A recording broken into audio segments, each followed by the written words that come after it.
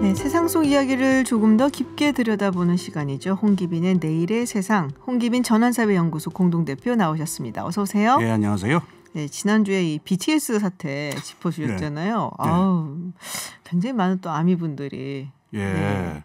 아유, 제가 뭐 그분들의 이렇게 눈치를 보고 그런 건 아닌데 많이 호응을 해주셔서 저도 되게 놀랐습니다. 그것 때문에 상처를 좀 많이 받으셨나 봐요. 아미분들이. 그래서 예. 홍기빈 대표님께서 하신 이야기 듣고서는 되게 좋아들 하시더라고요. 아, 예. 다행입니다. 네. 예.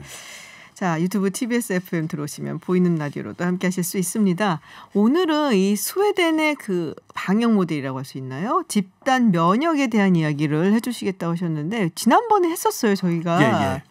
네. 근데 오늘 또 다시 이야기를 하신다고. 예. 네. 이거 여기에 뭐 세 가지가 있는데 아주 네. 간단한 한 줄씩만 말씀드리면은 첫 번째는 아주 그 개인적인 복수의 의미인데요. 복수요? 누구한테? 복수라면 좀 있고 저번에 우리 방송할 적에 우리 네. 이게 어떻게 자막이 달리다가 이게 스웨덴 집단 면역 전략이 최후의 승자가 될 것이라 뭐 이런 식으로 원래 그런 식으로 오해를. 뽑아야지 많이 들어와서. 전혀 그런 얘기 아니었거든요. 네네. 저는 62년생도 아니고요. 그다음에 스웨덴 집단 면역 전략을 옹호해주는 사람도 절대로 아닙니다. 왜 그래서 스웨덴이 그 모델을 택했냐를 설명해 주셨죠. 그렇죠. 네. 그래서 그 오해를 푸는 게 개인적인 이유가 하나가 있고요. 네네. 두 번째는 그동안 그 워낙 논란이 많았었는데 이게 확실하게 좀 얘기를 하기 위해서는 통계 데이터도 어느 정도 쌓여야 되고 그다음에 그동안 산발적으로 나왔었던 사실들에 대한 확인들도 이루어져야 되는데 네네. 지금 그때가 됐어요. 그래서 요 달 초에 사이언스 매거진이라고 사이언스라고 네네. 굉장히 권위 있는 학술지가 있죠. 여기서 나오는 사이언스 매거진이 있는데 여기 독일 통신원이 그동안 있었던 일을 정리해서 아주 풍부하게 글을 썼습니다. 네네. 그래서 이거는 이제 거의 확실하게 이야기할 수 있는 부분들이 많아졌고요. 그다음에 미국의 타임즈에서도 상당히 길게 요번에 저번 주에 지금 나왔어요. 그리고 란셋이라고 하는 의학 잡지에서도 네네. 제가 좀 이따 말씀드리겠지만 왜 이렇게 그래서 지금 어느 정도 분명하게 스웨덴 부분에 대해서 좀 확실하게 얘기할 수 있는 부분들이 생겼기 때문에 이게 두 번째고요. 세 번째가 중요합니다. 지금 전 세계적으로 제2 감염의 물결이 막 지금 몰려오고 있잖아요. 네. 이게 위험하니까 스웨덴 전략을 택하자라고 하는 유혹이 다시 고개를 들어요. 그래서 전 세계의 그 주로 우파 쪽인데 우파 쪽이나 극우 집단 같은 경우에는 스웨덴을 따르자라고 하는 이야기가 심심치 또 계속 지금 나오고 있습니다. 그래서 지금 좀 다시 얘기를 해야 되겠습니다. 그렇군요.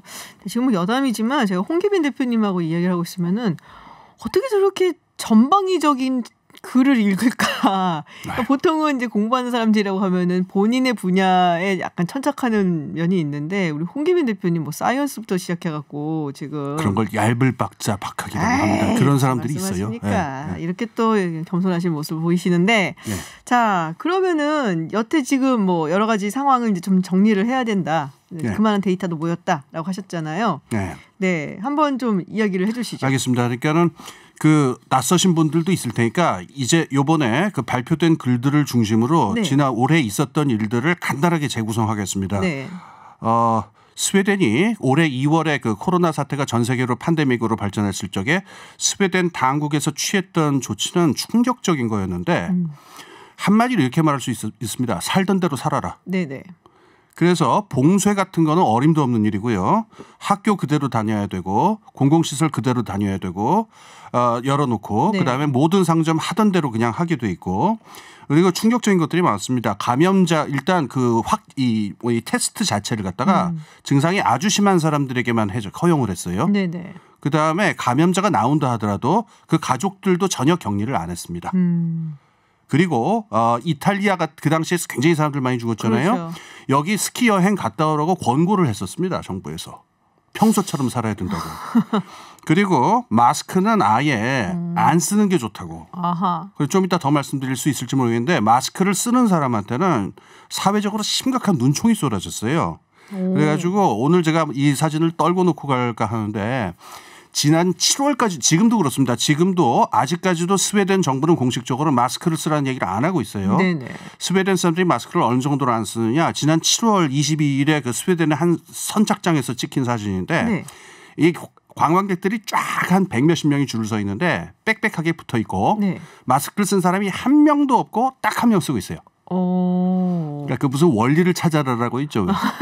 그것처럼 그 줄무늬 빨간색 줄무늬 옷 입고 그 수많은 사람 중에 딱 한 사람 쓰고 있어갖고 원리처럼 튀어. 지금 그게 스웨덴 상황이에요. 프랑스도 마스크 쓰라고 그러고 하는데 스웨덴은 아직도 정부에서 마스크 쓰라는 얘기를 공식적으로 안 하고 있어요.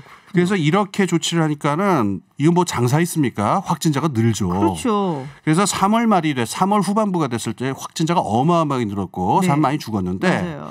스웨덴 당국이 지금까지 그 공식적으로 해왔던 제가 보기엔 일종의 프로파간다인데 그 커버 스토리는 뭐냐면은 그렇게 하다가 어느 정도 확진자가 늘어나니까 자기들이 사회적 거리두기를 좀 했다. 그래서 50인 시설 이상 모임 금지랑 요양원 방문 금지 같은 걸 자기들이 했다. 그래서 자기들이 뭐 곡선 평탄화라고 그러죠. 의료시설이 압도당한 걸 막았다. 이런 식으로 지금까지 아주 점잖게 자기들이 한 것처럼 얘기를 했는데 이번에 사이언스 매거진에 나온 글들을 보니까는 좀 무서운 사실들이 드러나는데 정부와 시정부에서 병원들에다가 명령을 내려가지고 지금 의료시설이 부족하니까 생리학적 연령으로 따져서 선별적으로 받아라. 그래서 80세 이상의 환자들은 안 받았습니다. 어차피 받아봐야 죽을 테니까. 너무했네요. 그리고 젊은 환자들은 어차피 너희들은 그냥 살아날 확률이 높으니까 안 받겠다. 거기서도 많이 죽었어요. 그런데 죽기는. 그다음에 여기에 진짜 서러운 대목인데 특히 이제 뚱뚱하신 분들. 이 생리학적 연령을 고려하면은 이 비만자들도 그 바디매스라고 있죠. BMS라고 비만도가 40을 넘는 사람들도 받지 마라. 그래가지고 이렇게 이탈리아에서 지금 얘기 드릴 시간은 없지만 트리아제라고 하는 전시 조치로서 환자들 선별로 받은 것처럼 거의 다르지 않았던 겁니다. 그리고 요양원에는 산소 호흡기를 보내질 않았어요. 이 설비가 부족하다. 그래서 요양원에 있는 많은 노인들은 거기서 그대로 아무런 이것도 못 받고 모르핀 주사 그러니까는 마취제만 계속 맞다가 죽은 이들이 속출했다. 그래서 특히 이 노인들이 집단적으로 너무 많이 죽었거든요. 한 80%가 지금 노인이에요. 그래서 이 부분은 스웨덴 국내에서도 정치 문제가 돼가지고요. 지난 10월 초에 의회 차원에서 조사위원회를 꾸려가지고 내년 총선까지 지금 의회 조사를 계속 하고 있는 상태입니다.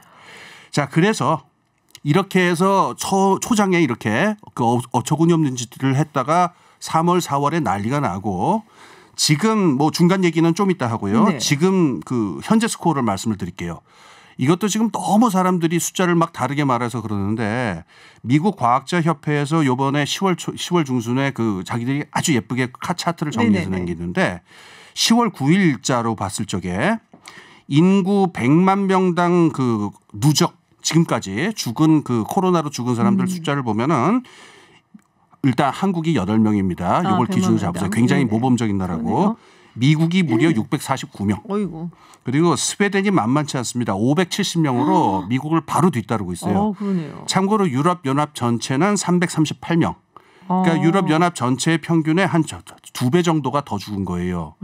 그래서 이번 10월 14일 날 나온 미국의 의학 잡지에서 나온 그 논문도 있는데 여기서도 이제 그 나라들을 쭉 이게 분류를 하는데 방역에 가장 치명적으로 망한 그 두 나라 이 카테고리 2라고 그러는데 거기에 이제 당당하게 미국과 어깨 걸고 스웨덴이 지금 입성하셨습니다. 너무 충격적인 게 이제 스웨덴 하면 보통 우리들이 가지고 있는 인식이 굉장히 실용적이고 합리적이고 그리고 인권에 대해서도 매우 민감하게 작용하는 그런 국가로 알고 있는데 방금 말씀하셨던 그 어떤 크라이테리아 기준을 걸어놓고서는 누구는 받고 누구는 받지 말고 이거는 거의 뭐라고 해야 되죠? 이게 스웨덴에 흑역사가 있습니다. 그러니까 제가 오늘 이걸 얘기할 시간까지는 없을 텐데 그게 또 재밌어 보이긴 하는데 스웨덴이 그 스웨덴 사회민주당 정부가 우생학을 신봉하는 사람들이 많아가지고 지금도요? 아니요. 그게 몇십 년 전 얘기인데 그 장애인들을 한 몇만 명 단위로 강제로 불임 시술을 한 적이 있어요. 미국도 그런 적이 있어요. 미국도 그랬었죠. 그러니까 이게 스웨덴은 어두운 역사인데 조금 이따 그러니까 요번에 그리고 굉장히 억압적인 분위기가 만들어진 것도 있어요. 스웨덴 사회 분위기 얘기는 이따가 시간이 있으면 좀 하겠습니다. 놀라운 뭐랄까 정말 믿을 수 없는 정책이다라는 생각이 좀 드는데 그럼에도 불구하고 이거를 자꾸 따라하고 싶은 유혹이 드는 건 지금 뭐 유럽에서 제2차 유행 이미 뭐 2차 유행이라고 얘기를 해야 되겠죠. 이탈리아도 그렇고 프랑스도 그렇고 뭐 계속적으로 늘어나고 있어서 포기하고 싶어서 그런 건가요? 이게 이 매력이 스웨덴 방역식 모델이라고 하는 거에 그 치명적인 유혹이 있는데요. 그 우리 속담에 왜 앓느니 죽지라는 말 있잖아요. 왠지 속 편하게 들리죠. 그래도 그 말도 안 되는 소리지만 똥밭에 굴려서 이승이 낫다고 저승보다. 그러니까 그러면 이렇게 바꿔서 얘기해 볼게요. 우리 저 바이러스 주스 저 한 잔씩 다 나눠 마시자. 다 나눠 마셔서 그냥 대충 뭉개자. 이렇게 표현을 하면은 좀 와닿으실래나요? 이러면 굉장히 흉측하게 들릴 텐데 여기에 굉장히 치명적인 유혹이 뭐냐면은 살던 대로 살면 된다라고 하는 거 있죠. 그럼 일단 경제가 무너지는 일을 막을 수 있겠죠. 그 다음에 뭐 여러 가지로 하여튼 편한 게 있으니까. 그래서 요번에 그 스웨덴 집단 면역의 실상도 많이 밝혀졌습니다. 네네. 참고로 얘기하자면은 이 스웨덴 당국에서는 계속 아니다라고 그랬는데 요번에 정부 공식 문서들에서 명백하게 그것들을 추구했다는 얘기가 나왔어요. 이 사람들이 생각한 문제의식이 있어요. 이 코로나 사태라는 게 몇 년을 갈지 모르니까 봉쇄라든가 이런 것으로서는 그 엄청난 비용. 그러니까 따옴표 치고 강조해서 비용을 도저히 감당할 수가 없다. 그러니까 이거를 방치 상태를 두자. 방치 상태로 둬서 아까 말한 대로 바이러스 주스를 이렇게 나눠 마시다 보면은 한 6월 정도가 되면은 스톡홀름 지역에서 항체를 가진 인구가 한 40% 정도에 이를 것이다. 그러면은 이 집단 면역에 가깝게 온다라는 거예요. 네네. 집단 면역은 저번에 제가 방송에서 얘기했으니까 다시 길게 얘기하지는 않겠지만은 인구의 60-70%가 항체를 가지고 있으면은 그 병은 소멸한다라고 하는 산불이 꺼지듯이 그런 거예요. 그 자연적인 상태를 달성할 수 있다. 네네.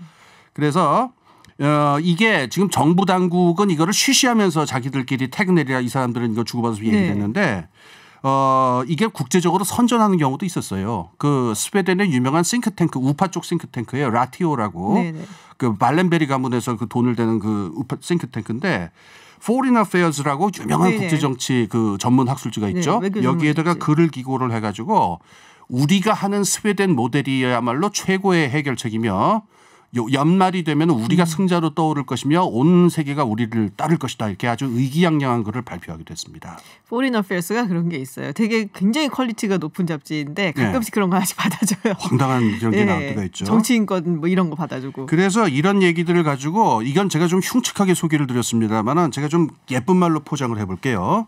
한정된 의료 자원을 좀 더 효과적으로 쓰기 위해서 60세 이상이나 그 기저질환자와 같은 이른바 고위험군의 의료 역량을 집중하고 나머지 인구는 자유롭게 이동하면서 평소와 같은 생활을 영위하게 만들어서 자연적으로 집단 면역을 달성하자. 그래서 의료실도 지키고 경제도 지키고 병도 이겨낸다. 이것이 스웨덴식 모델이다. 이렇게 말하면 굉장히 부드럽고 아주 좀 바람직한 것처럼 들리죠. 우리나라에도 이렇게 주장하시는 분들 상당히 있습니다. 그리고 굉장히 권위 있는 전문가 분들 중에도 이렇게 주장하시는 분 계세요. 근데 저는 사실은 이런 이야기 나오고 그리고 유럽 특히 뭐 이탈리아라든지 스웨덴 뭐 그리고 스페인 이런 데서 굉장히 많은 사망자가 나왔잖아요. 네. 그리고 대체로 고령자란 말이에요. 네. 사실은 그런 생각을 했어요. 정말 이제 이거는 제가 뭐 그거를 뭐 지지한다 이런 게 전혀 아니고 네. 예전에 우리가 흑사병이 한 바퀴 쫙 돌고 나갔을 때 그때 이제 그런 일이 있으면은 굉장히 많은 어떤 사회 구조나 산업 구조가 바뀌게 마련이거든요.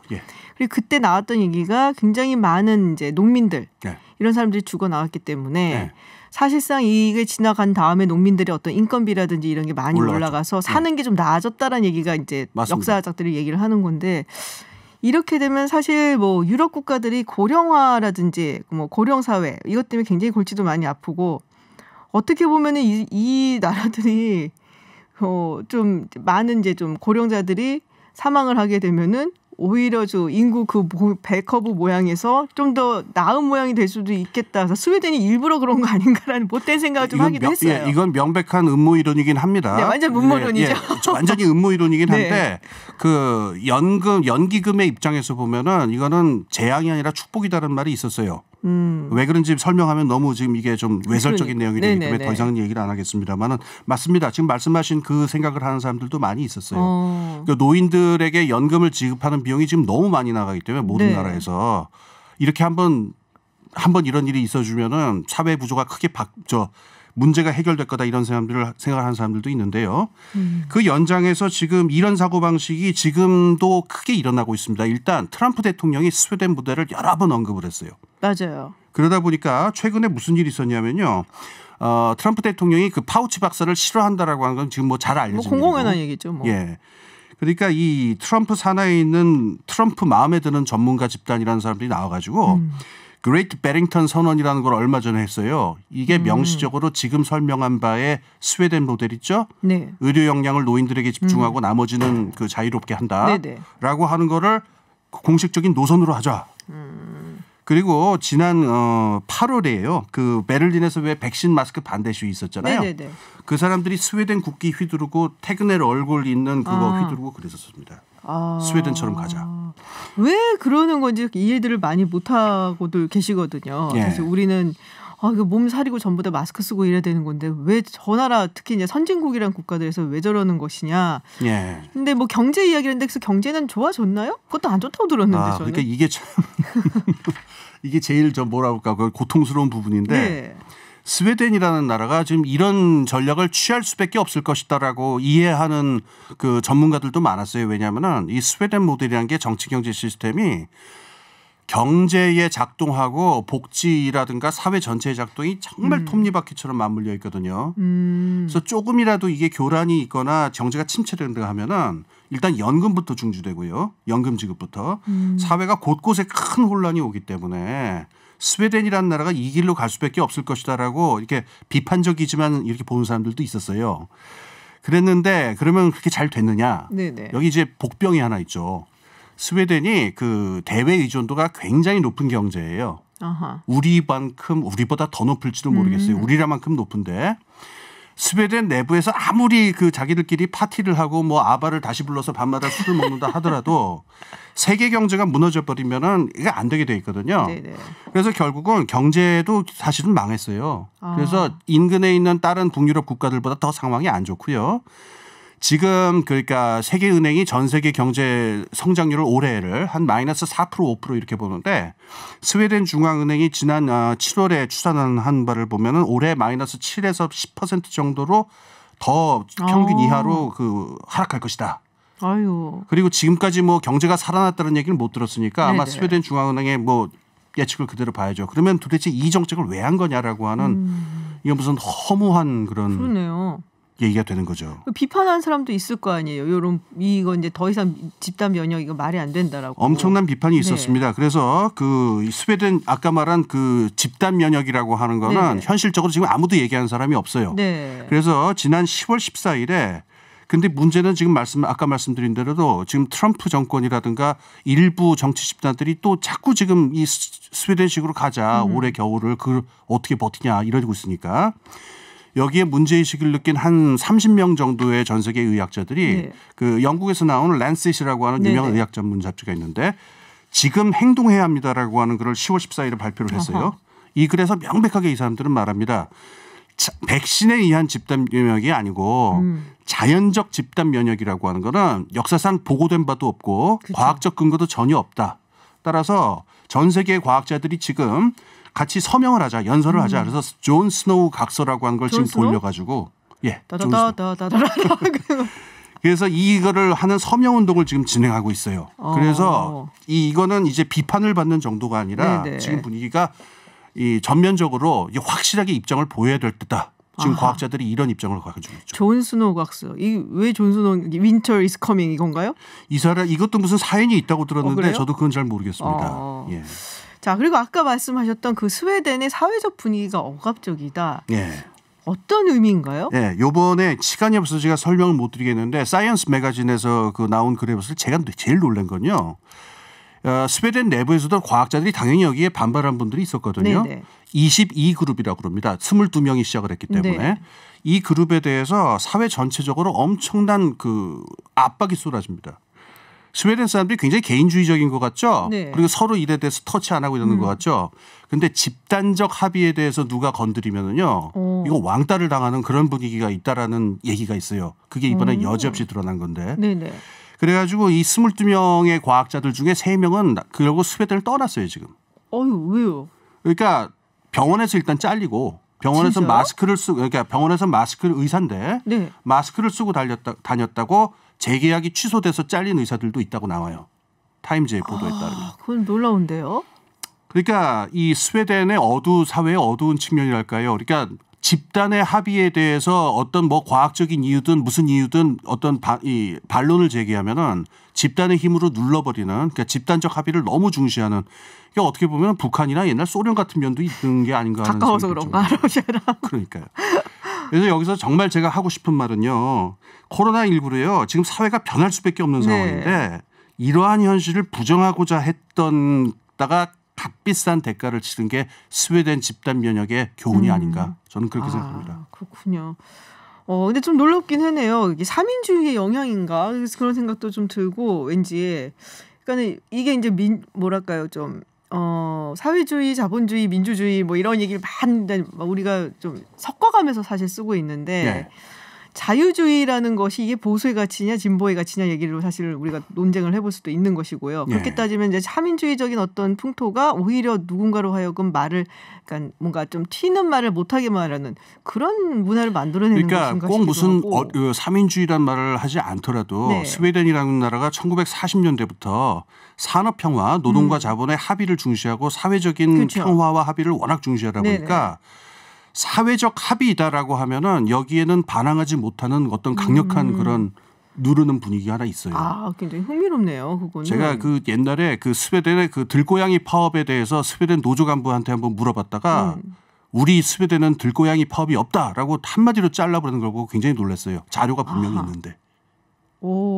들고양이 파업이란 건 법 외 불법 파업이거든요. 60년대 굉장히 많았었습니다. 그거에 대해서 물어봤는데 그런 적 없다고 그러더라고요. 그래서 좀 굉장히 충격을 받았죠. 그러네요. 스웨덴 다시 봐야겠는데요. 알겠습니다. 오늘도 굉장히 흥미로운 이야기를 또 이렇게 딱 얘기를 던져주시고 가십니다. 네, 지금까지 홍기빈 전환사회연구소 공동대표와 실패한이라고 해도 되겠죠? 실패한 스웨덴의 집단 면역에 대해서 이야기 나눠봤습니다. 고맙습니다. 네, 감사합니다.